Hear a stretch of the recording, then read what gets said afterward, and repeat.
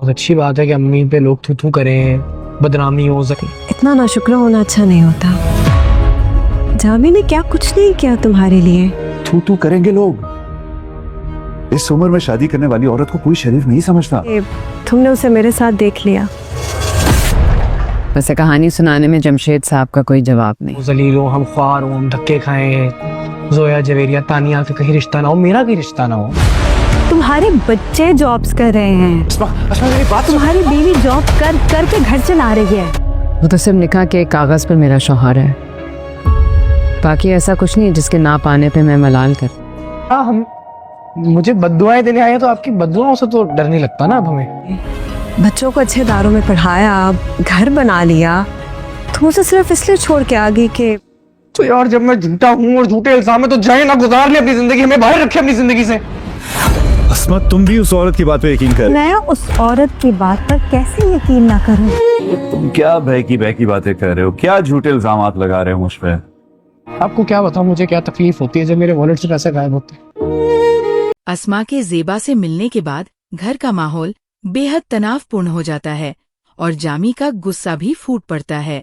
उसे लगता है कि ज़ेबा ने ही अस्मा को उसके खिलाफ भड़का दिया है, इसलिए वह एक बार फिर अपनी चालाक बातों से अस्मा को बहकाने की कोशिश करता है और कहता है कि वो औरत बहुत चालाक है जिसने तुम्हें मेरे खिलाफ कर दिया ताकि तुम मुझे छोड़ दो और ज़ेबा का रास्ता साफ हो जाए।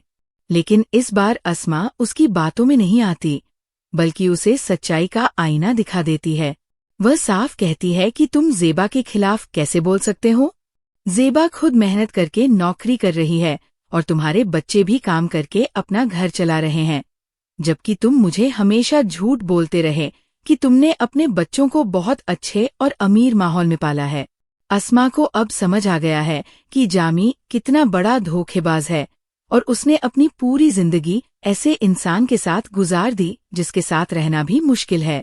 जब अस्मा तलाक का फैसला कर लेती है तो जामी के पास कोई रास्ता नहीं बचता। वह कभी सबू को फोन करके धमकाता है तो कभी उसे डराता है कि अगर तुम्हारी माँ इस उम्र में मुझसे तलाक लेकर दूसरी शादी कर लेगी तो लोग उसका मजाक उड़ाएंगे। लेकिन सबूक अपने पिता की ऐसी बातें सुनकर बेहद गुस्से में आ जाता है और साफ कह देता है कि वह अपनी माँ के खिलाफ एक शब्द भी नहीं सुनेगा। इसी बीच मामला कोर्ट तक पहुंच जाता है और जामी पूरी कोशिश करता है कि किसी तरह ज़ेबा से सुलह हो जाए, क्योंकि उसे अच्छी तरह पता है कि अगर ज़ेबा वापस आ गई तो उसे रहने के लिए घर भी मिल जाएगा और उसकी ज़रूरतें भी पूरी होती रहेंगी। इस समय उसकी हालत ये है कि उसके पास न पैसे हैं, न खाने का सहारा और न ही कोई उसका साथ देने वाला। इसी दौरान जामी अपनी बहन के पास जाता है और उसकी बहन फिर से ज़ेबा की माँ को समझाने की कोशिश करती है।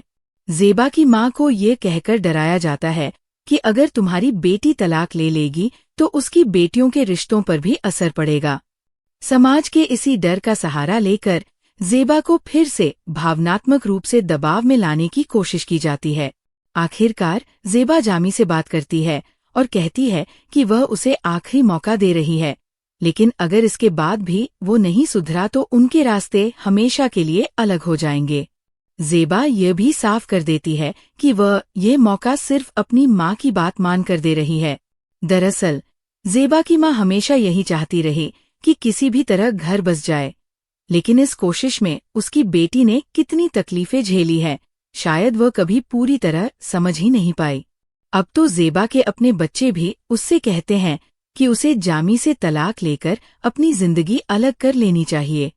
बच्चे अपनी माँ से साफ कहते हैं कि आपने बड़ी मुश्किल से उस दर्दनाक जिंदगी से छुटकारा पाया है, फिर नानी के कहने पर दोबारा उसी मुसीबत में क्यों लौटना चाहती है। उधर जामी अपने पछतावे का दिखावा करता है और ऐसे बात करता है जैसे उसे अपनी गलती का सच में एहसास हो गया हो। वह ज़ेबा से वादा करता है कि अब वो अस्मा से कोई रिश्ता नहीं रखेगा और उसकी तरफ देखेगा तक नहीं। अब उसके बच्चों को भी पूरी सच्चाई पता चल चुकी है। जो बात पहले सिर्फ सबूक जानता था, अब उसकी बेटियों को भी पता चल गया है कि उनके पिता का किसी दूसरी औरत के साथ रिश्ता था। जिस तरह अस्मा घर आई और ज़ेबा से बात करके गई, उसके बाद सब कुछ साफ हो गया। अब बेटियों के दिल में भी अपने पिता के लिए गहरी नफरत पैदा हो गई है। पहले वह उनका पैसा चुराता था, लेकिन इस बार उसने उनकी भावनाओं को भी ठेस पहुंचाई है। अस्मा के जाने के बाद घर में अजीब सी खामोशी छा जाती है। अब देखना यह होगा कि क्या ज़ेबा सच में जामी को एक और मौका देगी या हमेशा के लिए उससे दूर जाने का फैसला करेगी। दर्शकों, आप क्या सोचते हैं? अपनी राय जरूर बताइए।